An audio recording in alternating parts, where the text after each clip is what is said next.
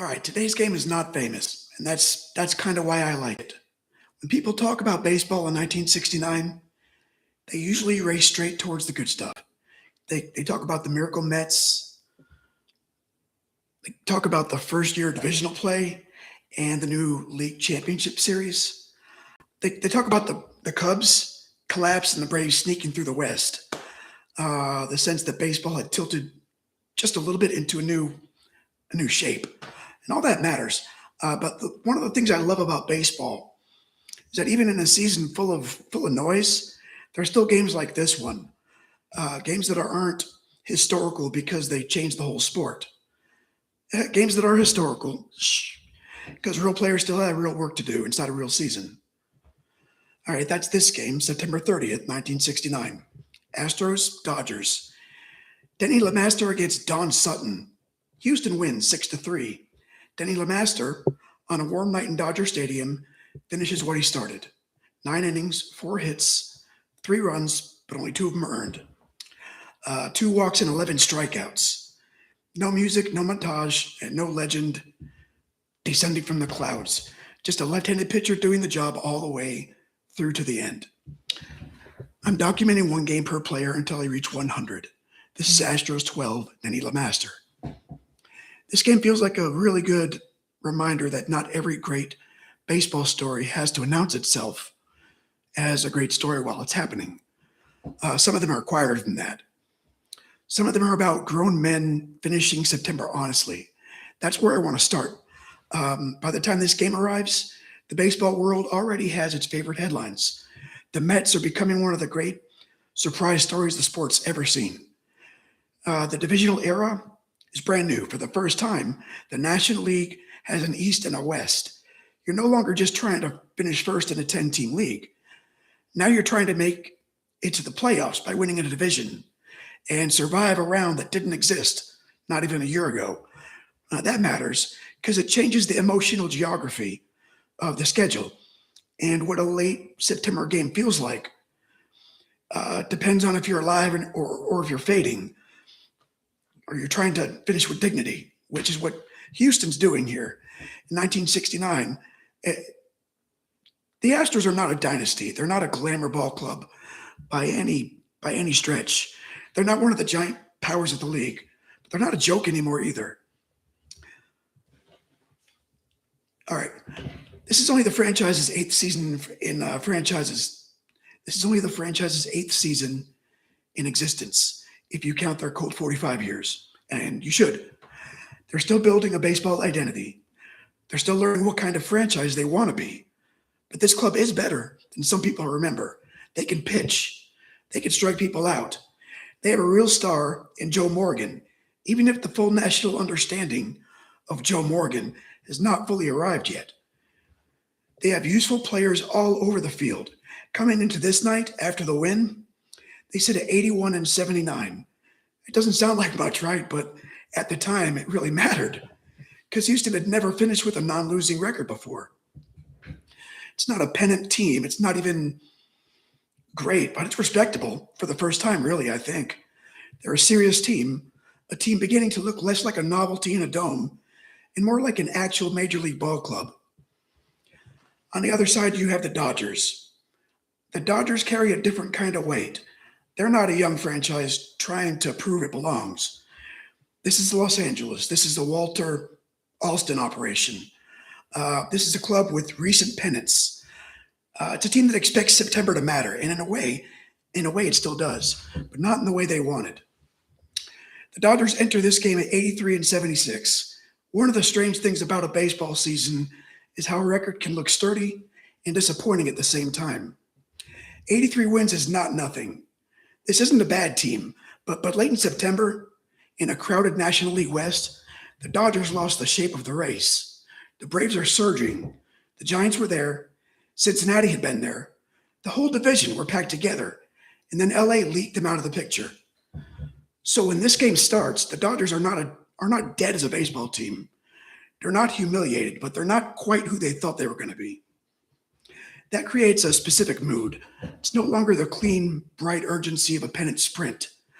There's a darker, flatter feeling of a team. It still has to show up. It still has to play well. They still have to wear the uniform properly, even though the season's no longer opening itself for them the way they hoped. And that's why this game matters to me, because both teams have something real at stake, but neither team is standing in the center of the national story. Houston's trying to secure the best kind of respectability it's ever had. LA is trying to keep itself from sagging all the way out of shape. In baseball, as usual, doesn't really care whether the spotlight's pointed directly at the field. It still asks for 9 innings every day. This is also the first year of the divisional setup, and that's worth a brief pause here because it changes the texture of everything. Before 1969, the National League was one table, 10 teams. Finish first and go to the World Series. Don't finish first, go home. Now it's split, East and West. Once you split the league into two, you create a new kind of late season psychology. A team can matter intensely within its own division while being only part of a larger national picture. You can be caught in a race that feels enormous in your corner of baseball, while somebody else in another division is writing the history books. 1969 is exactly what that feels like. The Mets are becoming a myth, and the Orioles are becoming a machine. Okay, the Braves are about to win the West. And here in LA, you got Houston and the Dodgers playing a game that matters deeply to the people inside it, even if the season's loudest trumpet is sounding somewhere else. I think that's a good place for this series to live. Not only in the famous games, but in the honest ones. Now, before first pitch, let's walk around the room a little bit.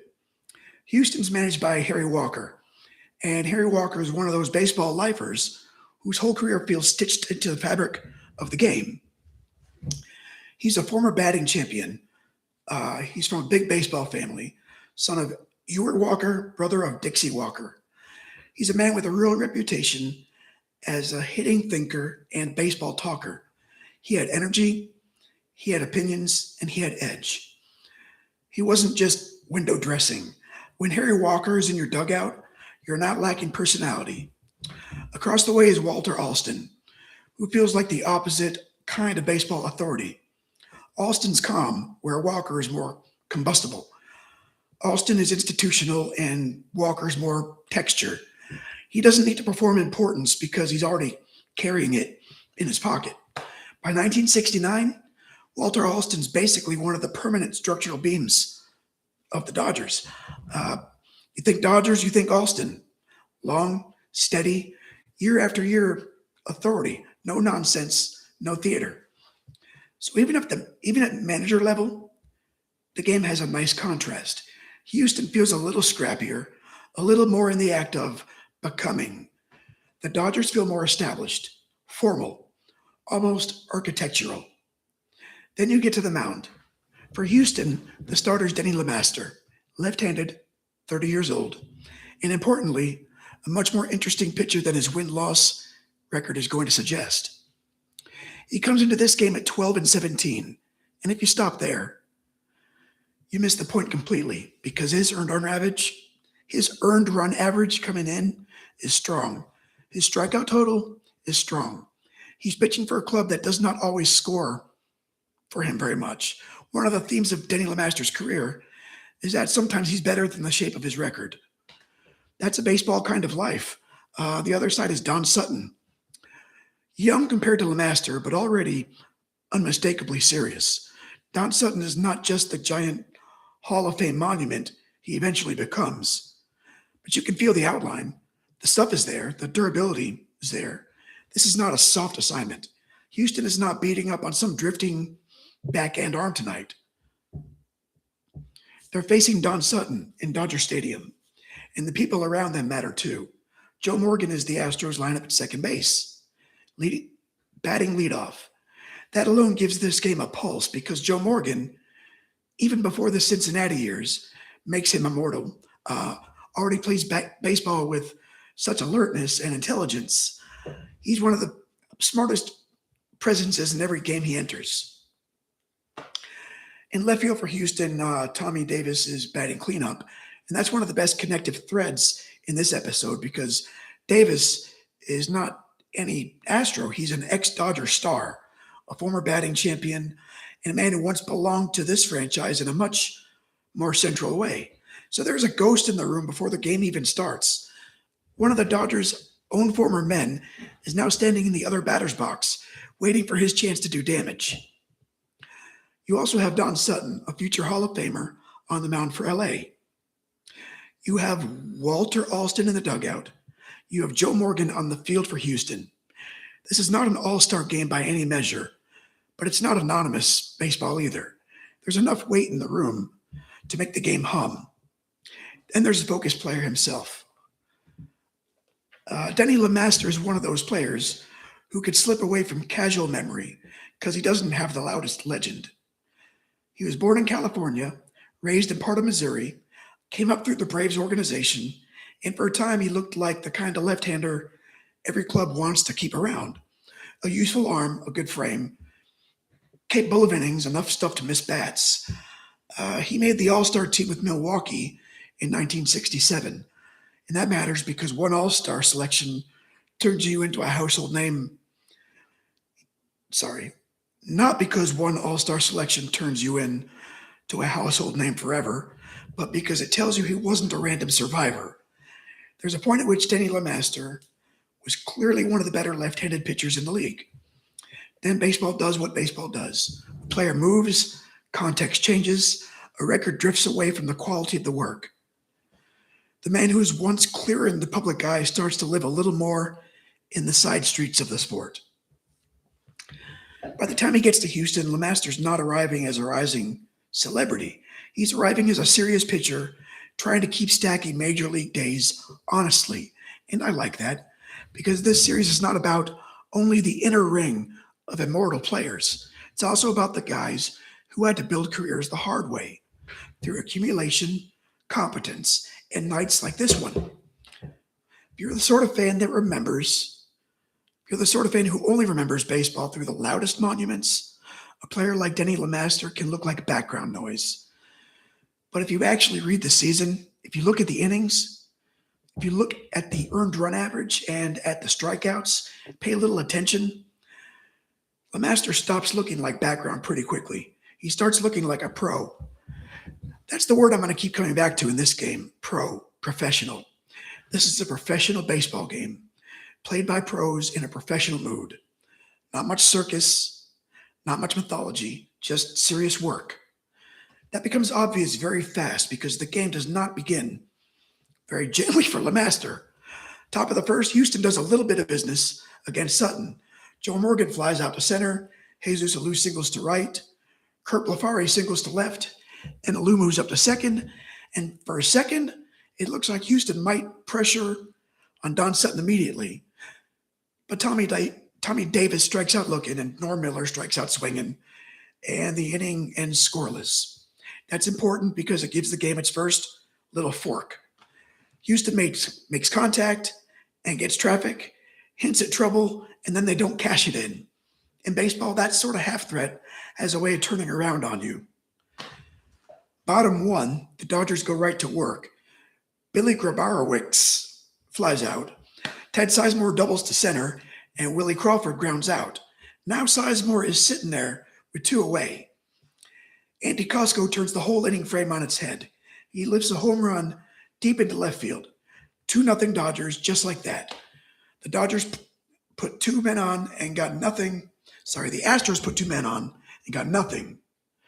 The Dodgers get their shot and make it loud. That's an early test for Lemaster, and it's a good one because now the shape of the evening could go wrong quickly. This is Dodger Stadium. This is Don Sutton on the other side. If the Astros start to trail and tighten up, the whole night can flatten into one of those late season losses that disappears before you even get home. But one of the best things Lemaster does in this game is that he does not let the first inning spread into the rest of the night. And that's a skill. That's a part of pitching. Not just the quality of your best stuff, but the quality of your emotional recovery. The second inning goes by quietly. Houston goes down in order in the top half. Then Lemaster works around a Bill Russell double in the bottom half. He strikes out Bob Stinson. He strikes out Don Sutton. and keeps the score right where it is. Still 2-0. Still manageable, still recoverable. And then the top of the third is where the game really belongs to Houston. Denny Lemaster himself makes the first out, popping out to right field. Joe Morgan singles to center. Now the game starts to breathe differently because when Morgan gets on base, the entire geometry of the inning changes. He's not just a runner standing there. He's a problem. He steals second instantly. The Dodgers have to deal with more than just the hitter. Jesus Alou grounds out, but Morgan, of course, moves to third. Then Kurt Blefari singles to right, scoring Morgan 2-1. And now Tommy Davis comes up. And this is the emotional side of the offensive center of the game. Davis, the former Dodger, in Dodger Stadium against Don Sutton. And he drives one deep to left center, home run. Blefari scores, Davis scores. Houston leads 3-2. I do like this moment because it flips the game. Not just that, it's also clean. There's no clutter. It's no weird 10-pitch, bases-loaded drama. It's just a former Dodger star now having crossed enemy lines, hitting a 2-run home run in L.A., and changing this game in one swing. That's baseball being kind enough to be a storyteller for just a minute. And after that, Lemaster does something equally important. He makes the lead hold. Bottom three, he strikes out Billy Grabarkowitz. He strikes out Ted Sizemore and strikes out Willie Crawford. 1, 2, 3, all strikeouts. That's the inning where the game starts to take on Lemaster's personality, not just survival, but authority.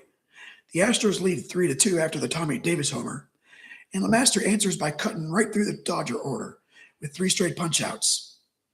That's not decoration. That's the game taking shape. Fourth inning, both teams stay quiet. Houston gets a Johnny Edwards single, but nothing comes of it. Lemaster in the bottom half retires Costco, Lefevre, and Sudeikis without damage.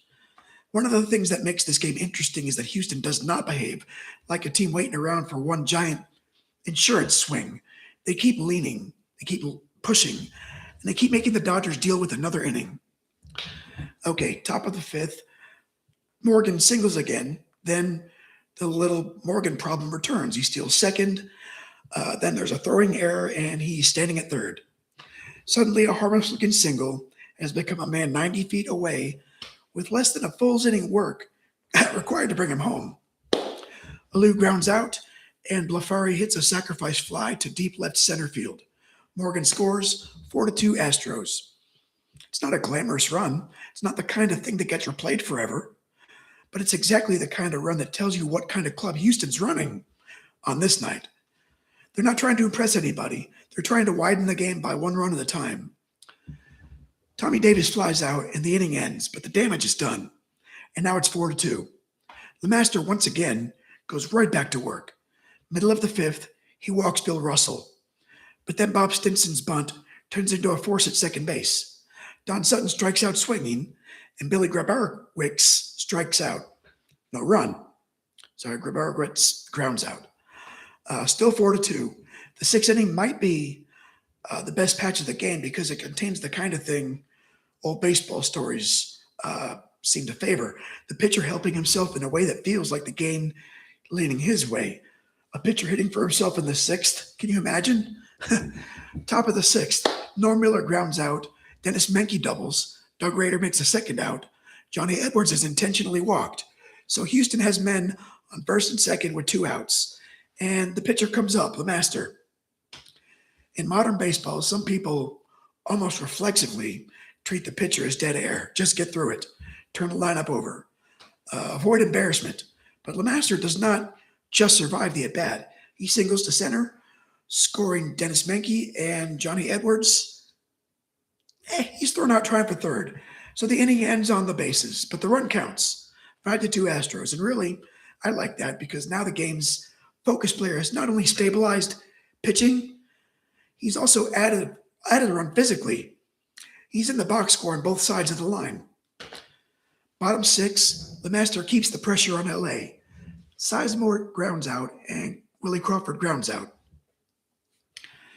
Costco grounds out 3 up, 3 down, and that's another key feature of this start. He's not pitching every inning with men all over the bases. He's clearing space. He's getting ahead of trouble. He's letting Houston breathe. Top seven is quiet for the Astros. Morgan strikes out. Alou strikes out. Alou grounds out. And Blafari lines out to center. So for a second, with the score still 5-2, you can feel the Dodgers maybe waiting for one last real opening. And they do get a sliver in the bottom half. Jim Lefebvre pops out. Jim Sudeikis strikes out. And Bill Russell then reaches on an error in right field. And importantly, because this turns a two-out situation with nobody on into life, Bob Stinson follows with a single to center, and Russell scores. Because of the error, it's unearned, but it still counts on the scoreboard. 5-3 Astros. Now Manny Mota pinch hit for Don Sutton. If you're LA, this is the moment you want to drag the game back towards your dugout. New life, new batter. A two-run game. But Lemaster strikes out Mota swinging. Inning over. And that's one of the best quiet moments of this game. Because it's not a headline strikeout. It's not the first inning. It's not a bases-loaded score. It's just a veteran pitcher refusing to let a small crack become a big crack. Houston answers again, and that matters. Top of the eighth, Jim Brewer is on for the Dodgers. Tommy Davis flies out. Norm Miller comes up, and he hits one deep to right for a home run. 6-3 Astros. That's the game's last scoring plays. That is the game's last scoring play, and it feels right. Houston built this lead in careful places all night. And now they tack on one clean final run to make the math clear. Lemaster goes back out for the bottom of the eighth. Still sharp. Billy Grabarowitz strikes out looking. Ted Sizemore pops out. Willie Crawford strikes out swinging. And that gives Lemaster 11 strikeouts on the night. More importantly, gives him the game right there in his hands going to the ninth. No bullpen handoff. No rescue mission. No committee finish. This is his game to finish. Top of the ninth. Houston does nothing against Jack Jenkins, and that's fine. The Dodgers come up in the bottom of the ninth, trailing by 3. Costco pops up, Lefebvre walks, and a passed ball moves him to second. For a moment, you have the tiny, annoying shape of late baseball pressure coming on again. One man on, man in scoring position, one chance for the inning to become a nuisance. Can you imagine having a starter in at this point? Sudeikis grounds out, Lefebvre moves to third, and now there's 2 away. Bill Russell steps in, and Lemaster gets the last out on a line out to second base. Game over. Astros 6, Dodgers 3. Lemaster's gone the full 9. If you only look at the raw outline, you can tell yourself this was a modest little late season game between two teams who are not about to change the shape of baseball. And that's true. But it's also incomplete because what this game really shows is the texture of a major league ball season. Houston didn't stumble into this win. They earned it in a grown-up way. Joe Morgan was a catalyst all night long. 2 hits, 2 stolen bases. Smart, restless, disruptive baseball. He scores twice, and both times it feels like he's bent the inning with his brain as much as with his bat. Tommy Davis gave the game its loudest emotional swing. Former Dodger, now an Astro. 2-run homer in the third to turn the score around. When you're telling a story, you always hope one of the obvious threads pays off, and this one did. Blafari drove in 2. Norm Miller homers late to pull the game on a clean edge. Menke doubles and scores. Johnny Edwards reaches, handles the staff, and is part of the little 6th-inning help himself. Lemaster, of course, is the center of the evening. 9 innings, 4 hits, 3 runs, 2 earned, 2 walks, 11 strikeouts. 1 home run allowed to Andy Costco in the first inning, and then almost nothing truly dangerous after that. That's the start. Not because it's the single most famous game Denny Lemaster ever pitched. Not because it takes place inside a pennant-deciding hurricane, because it doesn't. Because it shows him being exactly the kind of pitcher he was capable of being. Tough, useful, resilient, sharper than his record, and fully in charge after taking an initial punch. I think that matters for casual fans too, because one of the easiest mistakes in baseball history is to remember only the very brightest of stars. You remember the miracles. You remember the scandals. You remember the championships. You remember the men who became statues. But a season is made of more than that. A season's also made up of Games where a veteran left-hander gives up a two-run homer in the first inning, settles down and then strikes out 11 batters, gets an RBI single of his own, and walks off the mound with a complete shutout in Dodger Stadium. And that's baseball too. In some ways, that's baseball more honestly than the giant mythic moments are. Because most of the sport is not made of transcendence, but of work. And if I were trying to explain why this game matters to somebody who's not already a deep baseball sicko, I think I would say it like this. This game matters because it shows you a season feels from the inside. It shows you September is not only about the teams on the magazine covers. It shows you that a team like Houston, still trying to establish its own dignity, could walk into a place like Dodger Stadium, a cathedral of baseball, and win a game not through miracle, but through competence. It shows you how a baseball player like Joe Morgan can warp a game without needing a giant home run. And it shows you how a giant former franchise star like Tommy Davis can haunt his former team with one clean swing. It also shows you how a pitcher can own the night without needing a no-hitter or a postseason stage or even a shutout. There's something satisfying about the emotional contrast between these two clubs. For Houston, the win's another brick in the wall of legitimacy. It helps push them towards the franchise's first non-losing season. It says, again, this is not a novelty act. This team can pitch, compete, and looks like it belongs. For the Dodgers, this feels more like a snapshot of a season that gone just a little flatter than they hoped. They're still respectable. They're still dangerous in the abstract. But this is not the triumphant September rhythm they wanted. A former Dodger hurt them. Don Sutton takes the loss. The offense never really finds the second surge after the first inning. The game has that late season feeling of a team trying to keep its shoulders square while the standings pull its attention elsewhere. If you want one brief disturbing aside, maybe it's this.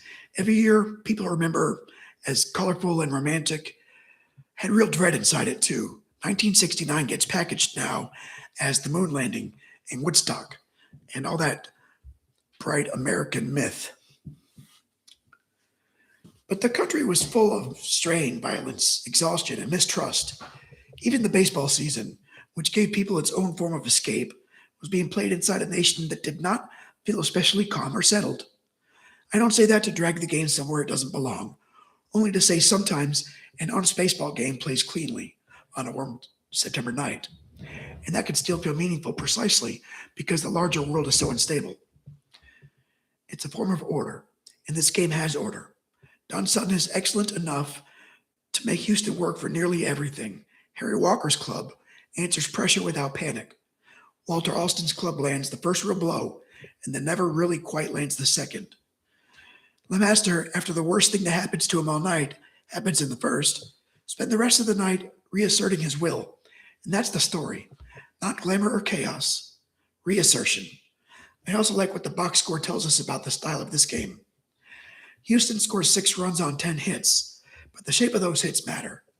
They're not all clumped into one ridiculous crooked number, like episode 11 was. This is not one inning where everybody loses their mind and the scoreboard melts. The Astros score in the third, the fifth, the sixth, and the eighth. They keep arriving. They keep asking the Dodgers for another response. The Dodgers, by contrast, get the one early homer from Costco, the later run aided by the right field error, and almost nothing else. 4 hits in total. That's dominance hiding inside a game that at first glance looks pretty solid. 4 hits. That's all a master allows. And when you pair 4 hits with 11 strikeouts, you want to understand the degree of control he really had after that first inning. The Dodgers weren't constantly threatening and falling apart at the edges. For long stretches, they were not in the game offensively at all. That's what a good starting pitcher can do. He can reduce a major league offense from a team into a series of small interruptions.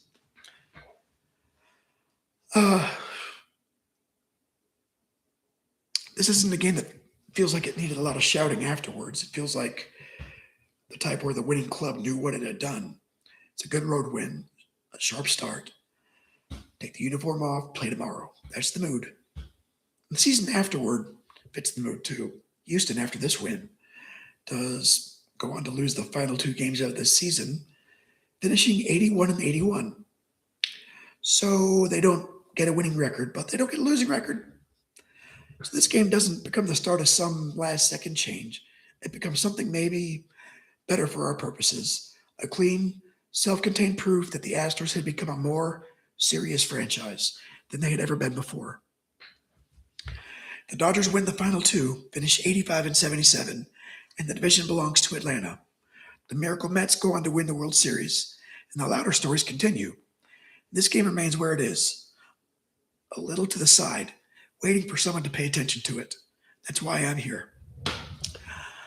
Then you look at Denny Lemaster's life after this game, and the story gets even more interesting in a quiet way. He stays with Houston into the early 70s. He moves into relief work the next year and pitches well out of the bullpen.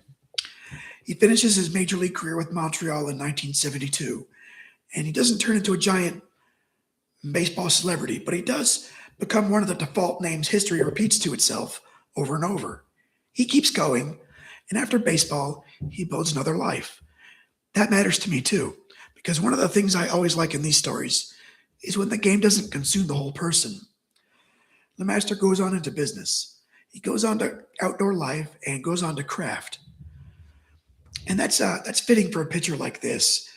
His whole career had this sturdy, handmade quality to it. And the post-baseball life feels practical and made by hand. It uses the same rhythm, useful, real, unflashy, and good. So when I talk about why September 30th, 1969 belongs to Denny Lemaster, in an Astros 100 project, I come back to the same answer over and over, because this game lets us see him cleanly. Not as an abstract career line, not as a record, not as a side character in somebody else's famous season. Clearly, for one night against the Dodgers in Dodger Stadium, Denny Lemaster is the game. He survives the early mistake. He outlasts Don Sutton. He strikes out 11. He knocks in a run himself, and he finishes all 9 innings. He helps carry Houston one step closer to the first non-losing record the franchise had ever known. That's not trivial, or maybe it is, but it's baseball life. It's also a good reminder of what this project is supposed to be. Not just the loudest moments and not just the obvious heroes, but the full shape of a franchise, one game and one player at a time. Tonight, that player was Denny Lemaster. Next time, we move from that steady left hand on the mound to one of the biggest figures in early Houston baseball. Astros 13, Jim Wynn. And that means we're heading towards a player who didn't merely fit inside Astros history. He helped define what Astros history could look like. But for tonight, I wanted to stay here on a warm night in Dodger Stadium in the first year of divisional baseball. A former Dodger hitting one into the gap over the wall. Joe Morgan running wild and compact little bursts. And Denny Lemaster, after one bad swing in the first inning, taking the game by the throat and keeping it there. Astros 6, Dodgers 3. Denny Lemaster, complete game winner. And that'll do. And that's Astros 12. While I got you, let's do this unboxing. I'm building an Astros cave. Let's see what I got here today. Astros man cave. Don't cut towards yourself, my kids would say. So, towards yourself. Am I doing it? Damn, Krakowski. 5. Watch grown man lose battle to cardboard box. Ugh. There. Bless America. Life is good for nothing. Here we go.